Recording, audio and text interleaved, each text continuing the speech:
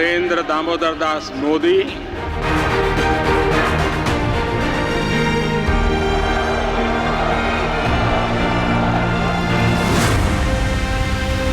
ये कहानी उस शख्सियत की है जो दुनिया के सबसे शक्तिशाली नेताओं में से एक है। ये कहानी उस राजनेता की है जो दुनिया के सबसे बड़े लोकतंत्र के सबसे लोकप्रिय प्रधानमंत्री हैं। आज बात उस व्यक्तित्व की होगी जिसने 130 करोड़ देशवासियों की जिंदगी को बेहतरीन बनाने और मानवता की सेवा करने का लिया है संकल्प। मैं नरेंद्र दामोदर दास मोदी ईश्वर की शपथ लेता हूं। नरेंद्र मोदी की जिंदगी संघर्ष, सपनों और समर्पण की कहानी है। ये कहानी उस विराट व्यक्तित्व की है जिसके लिए सेवा ही सत्ता है, जिसके लिए ना कोई छोटा है ना बड़ा, ना कोई हिंदू है ना मुसलमान, जिसने दिया है सबको साथ लेकर सबके प्रयास से सबके विकास का नारा। आज लाल किले की प्राचीर से आह्वान कर रहा हूं, सबका साथ, सबका विकास, सबका विश्वास और अब सबका प्रयास हमारे हर लक्ष्यों की प्राप्ति के लिए बहुत महत्वपूर्ण है। नरेंद्र मोदी की यात्रा गुजरात के वडनगर की गलियों से शुरू होती है। रेलवे से रॉयल पैलेस जिंदगी का रास्ता बड़ा कठिन होता है।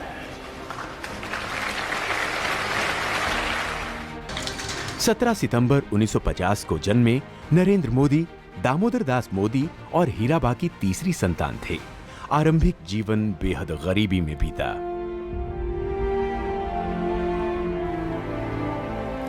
माता जी है 90 साल से भी ज्यादा उम्र है। जब हम छोटे थे तो हमारा गुजारा करने के लिए वे अड़ोस पड़ोस के घरों में बर्तन साफ करना, पानी भरना,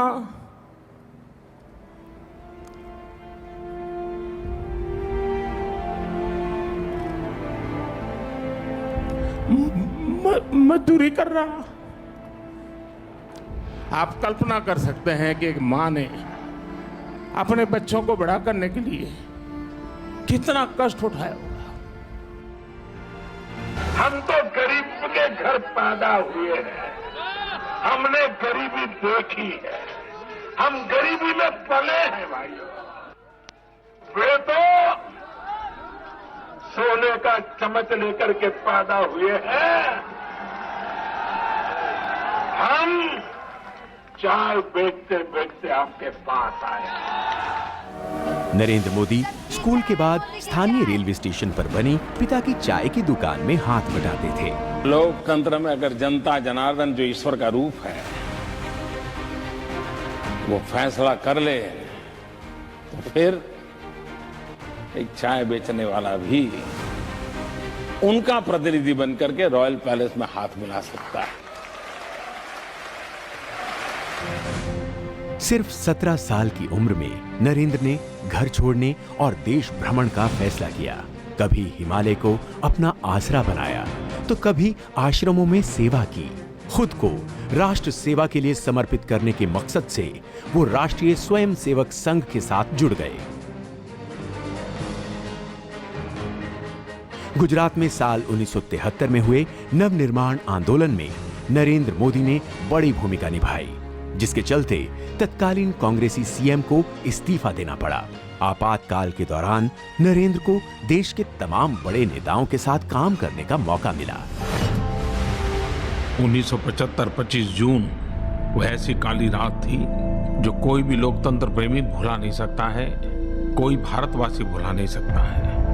एक प्रकार से देश को जेल खाने में बदल दिया गया था, विरोधी स्वर को दबोच दिया गया था। जयप्रकाश नारायण सहित देश के गणमान्य नेताओं को जेलों में बंद कर दिया था। न्याय व्यवस्था भी आपातकाल के उन भयावह रूप की छाया से बच नहीं पाई थी। अखबारों को तो पूरी तरह बेकार कर दिया गया था।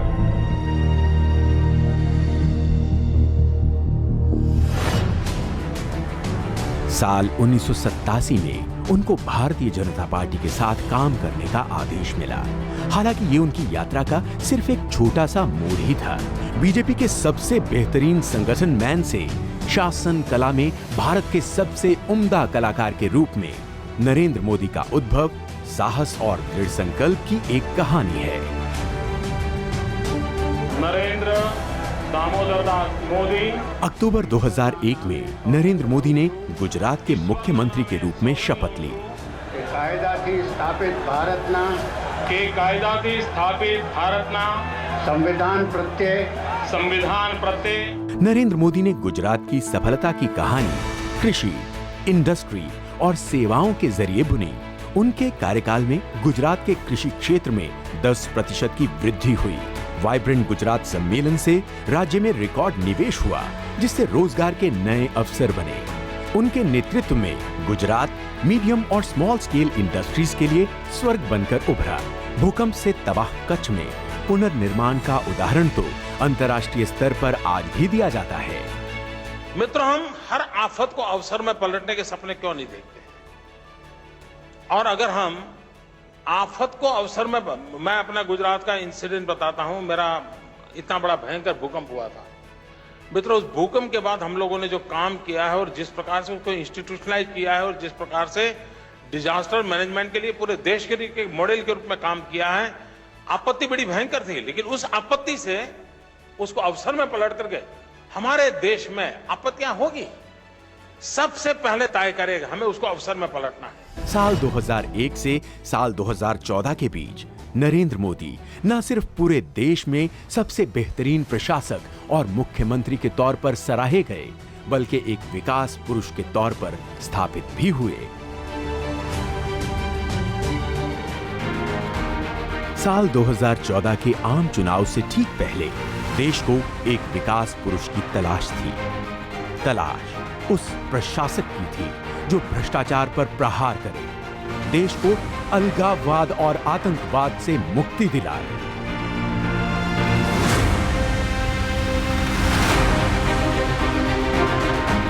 बीजेपी ने नरेंद्र मोदी को प्रधानमंत्री पद का उम्मीदवार बनाया। विकास का गुजरात मॉडल पूरे देश के सामने था। इस बार के चुनाव में एनडीए 300 से ज्यादा सीट पाएगी और स्पष्ट बहुमत के साथ भारतीय जनता पार्टी के नेतृत्व में एनडीए की सरकार होगी और श्री नरेंद्र मोदी देश के अगले प्रधानमंत्री होंगे। नरेंद्र मोदी देश के एकमात्र ऐसे नेता हैं जिन्होंने आम जनता से राजनीतिक रिश्ते के साथ ही एक भावनात्मक लगाव भी स्थापित किया है।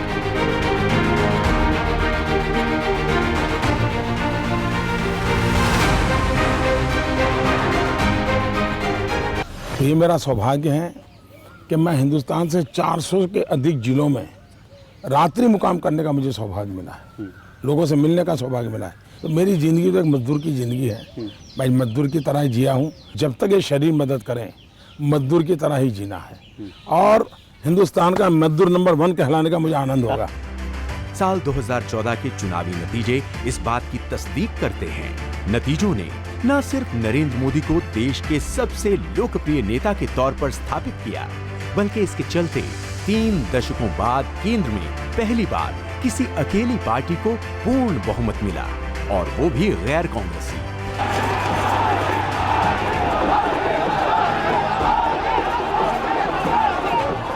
लोकतंत्र के सबसे पवित्र मंदिर में शीश झुकाकर उन्होंने संदेश दे दिया कि लोकतांत्रिक मूल्य उनके लिए सर्वोपरि हैं।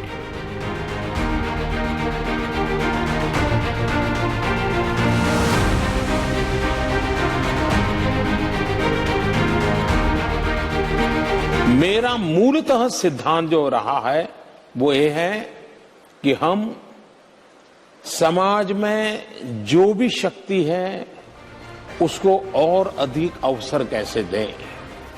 हम एक ऐसा इकोसिस्टम तैयार करें ताकि उसको कुछ साहस करने का मन कर जाए, कहीं रुकावट आ जाए तो उसको हाथ पकड़ के निकालने वाला कोई मिल जाए। मैं जब चुनाव लड़ रहा था तो मैंने देशवासियों को कहा था कि मेरे पास अनुभव नहीं है, मुझसे गलतियां हो सकती हैं, बद इरादे से गलत कभी नहीं करूंगा।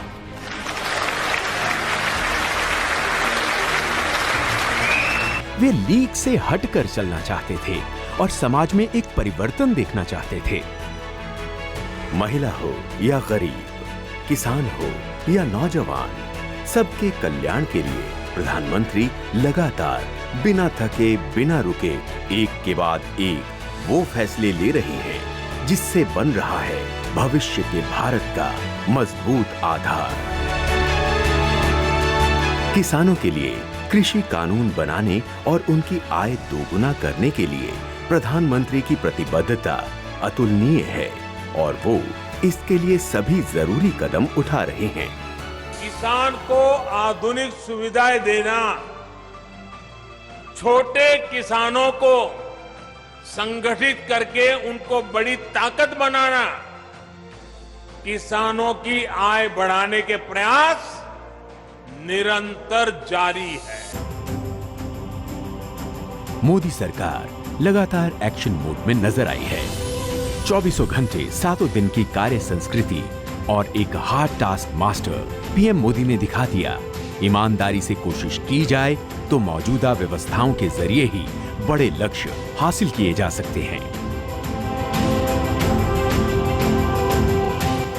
मेरी सरकार का एक ही धर्म है, इंडिया फर्स्ट।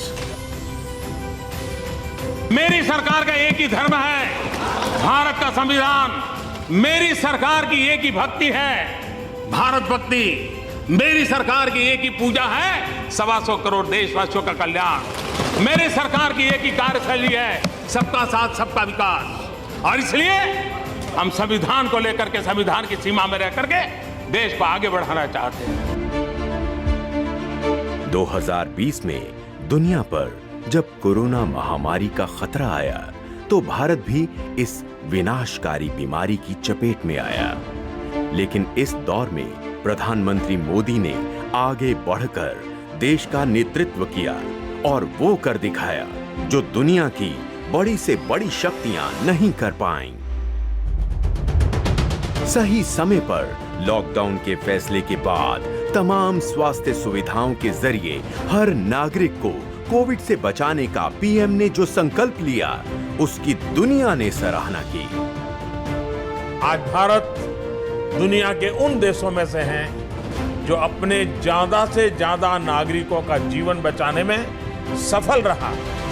जिस देश में विश्व की 18% आबादी रहती है, उस देश ने कोरोना पर प्रभावी नियंत्रण करके पूरी दुनिया को, मानवता को बड़ी त्रासदी से भी बचाया है। कोविड की जंग में सबसे बड़ा हथियार बना कोविड का टीका और इस काम में भी देश को पीएम मोदी की दूरदर्शिता का फायदा मिला और भारत ने बेहद कम समय में 2 वैक्सीन तैयार करके विश्व मंच पर फिर अपना लोहा मनवाया। आज हालात ये हैं कि बेहद कम समय में भारत ने 75 करोड़ से ज्यादा टीकों की खुराक देकर विश्व रिकॉर्ड कायम किया है।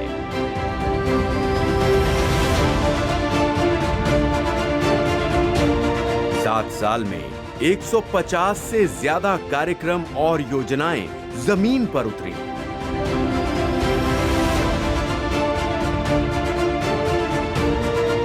हमारे लिए रिफॉर्म का मतलब है रिफॉर्म नीति आधारित हो, टुकड़ों में नहीं हो, होलिस्टिक हो और एक रिफॉर्म दूसरे रिफॉर्म का आधार बने, नए रिफॉर्म का मार्ग बनाए।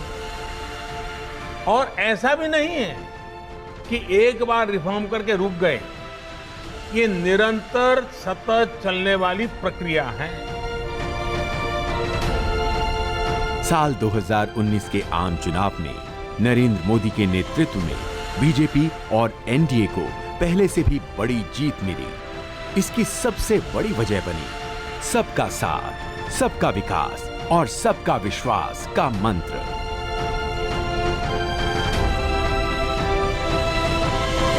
मत बैंक की राजनीति से ऊपर उठकर देश के लिए फैसला करने का जिगर चाहिए था और वो जिगर हमारे प्रधानमंत्री नरेंद्र मोदी। आर्टिकल 370 हटाने को लेकर मिली संसद की इस मंजूरी से पहले शायद ही किसी को यकीन था कि ऐसा कुछ देश का नेतृत्व तय कर सकेगा। आर्टिकल 370 और 35A ने जम्मू कश्मीर को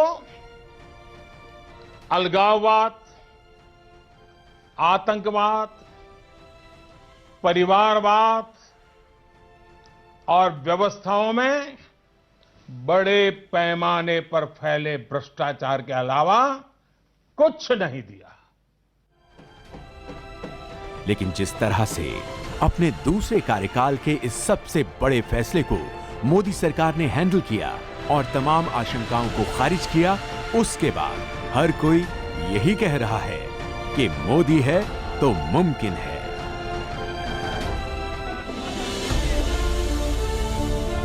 तीन तलाक जैसी कुरीति से मुस्लिम महिलाओं को मुक्ति दिलाने से लेकर मेरी मुसलमान बहन, उसका क्या गुनाह? कोई ऐसे ही टेलीफोन पर 3 तलाक बोल दे और उसकी जिंदगी तबाह हो जाए।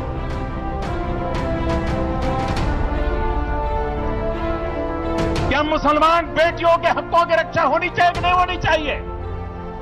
क्या मुसलमान माताओं बहनों को रक्षा मिलनी चाहिए कि नहीं मिलनी चाहिए? क्या मुसलमान बहनों को समानता का अधिकार मिलना चाहिए कि नहीं मिलना चाहिए? जम्मू कश्मीर से 35A खत्म करने जैसे फैसलों से मोदी सरकार के दूसरे कार्यकाल की शुरुआत हुई।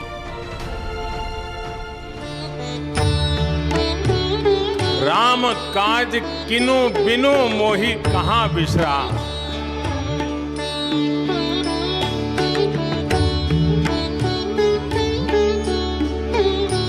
इसी तरह राम जन्मभूमि विवाद का शांतिपूर्ण समाधान सिर्फ एक विवाद का हल नहीं है, बल्कि भारत के बेहतर भविष्य का एक बड़ा कारक भी बन गया है। ये मंदिर करोड़ों करोड़ लोगों की सामूहिक संकल्प शक्ति का भी प्रतीक बनेगा। ये मंदिर आने वाली पीढ़ियों को आस्था, श्रद्धा और संकल्प की प्रेरणा देता रहेगा।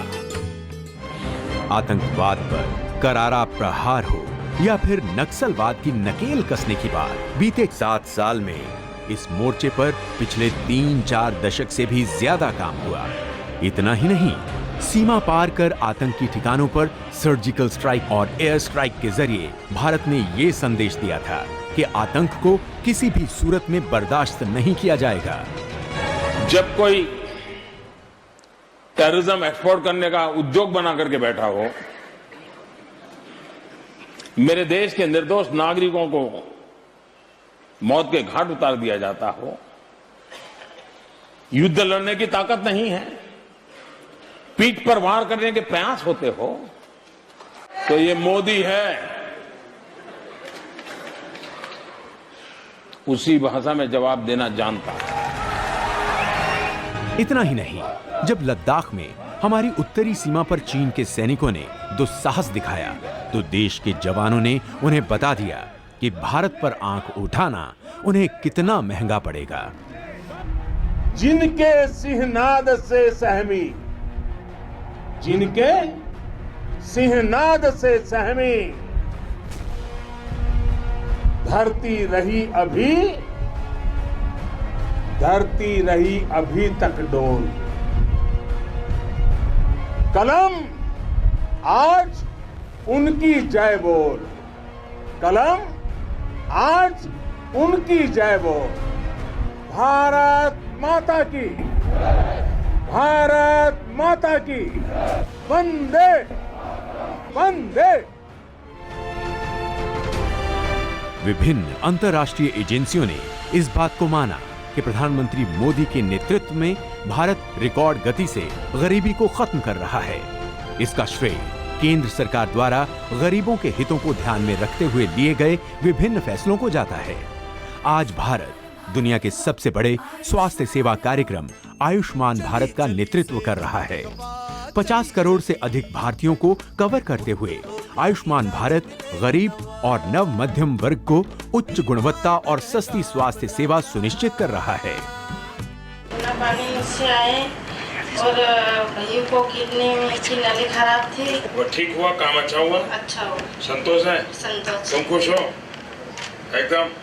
पढ़ाई करोगे, खेलोगे, बहुत खेलोगे, हैं?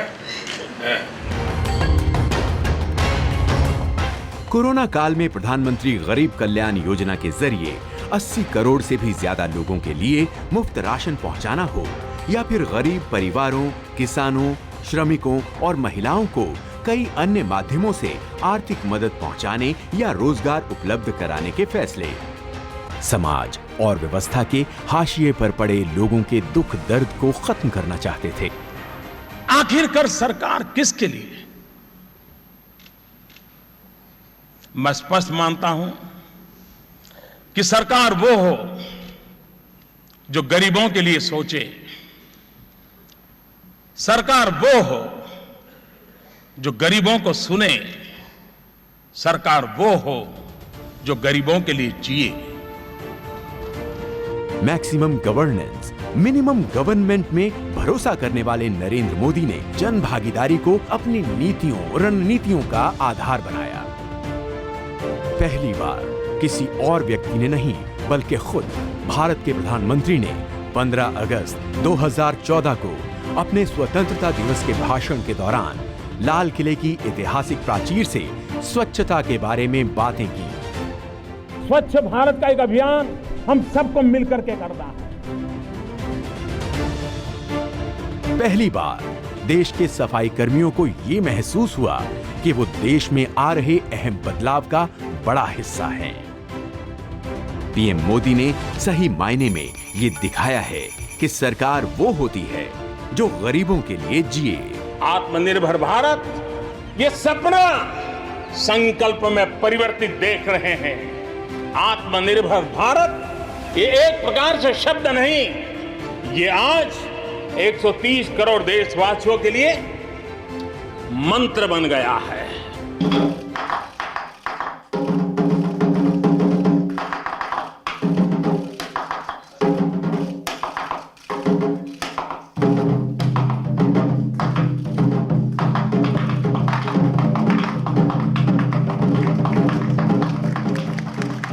नरेंद्र मोदी की विदेश नीति की पहल ने दुनिया के सबसे बड़े लोकतंत्र की वास्तविक क्षमता और भूमिका को महसूस किया है। आंख झुकाकर भी मत जियो, आंख दिखाकर भी जीने के सपने मत देखो। हमारी कोशिश होनी चाहिए आंख मिला करके देखो, आंख से आंख मिला करके देखो। आप में इतना हौसला होना चाहिए और 125 करोड़ देशवासियों का अगर आपके पीछे बल है और दुनिया की एक महाशक्ति बनने की संभावना पड़ी है, तो उस भारत को डरे मरे घबराए हुए जीने की क्या जरूरत है। अंतर्राष्ट्रीय योग दिवस मनाने के नरेंद्र मोदी के आग्रह को संयुक्त राष्ट्र में जितना जबरदस्त समर्थन मिला वो बीते कई वर्षों में किसी प्रस्ताव को नहीं मिला था।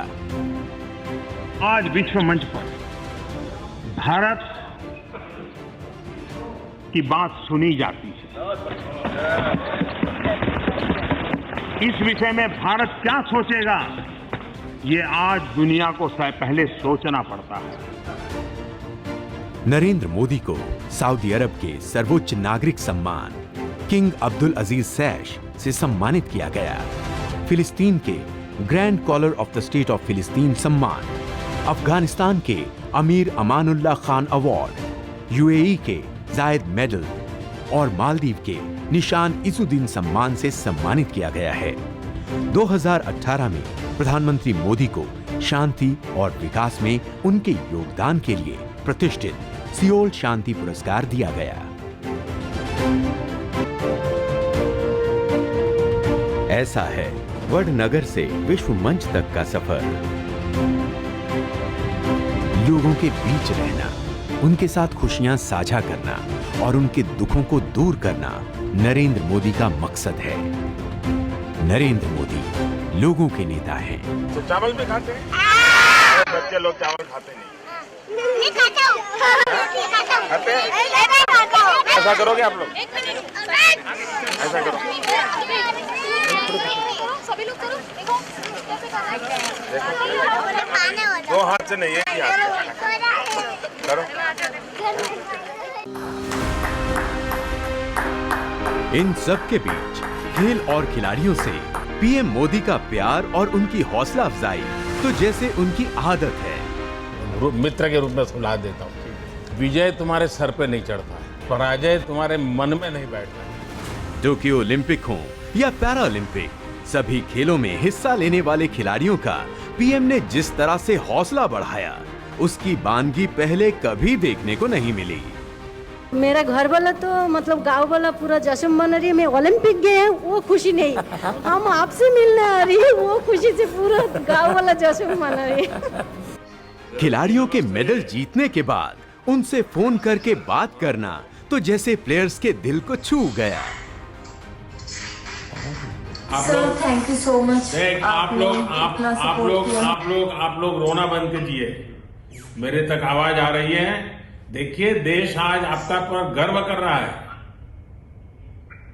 बिल्कुल निराश नहीं होना है।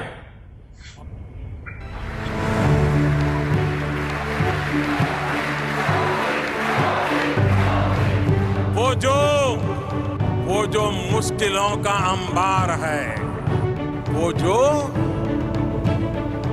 मुश्किलों का अंबार है, वही तो मेरे हौसलों की मीनार है। यही समय है, सही समय है, भारत का अनमोल समय है। असंख्य भुजाओं की शक्ति है, असंख्य भुजाओं की शक्ति है। हर तरफ देश की भक्ति है। तुम उठो, तिरंगा लहरा दो, भारत के भाग्य को फहरा दो, भारत के भाग्य को फहरा दो।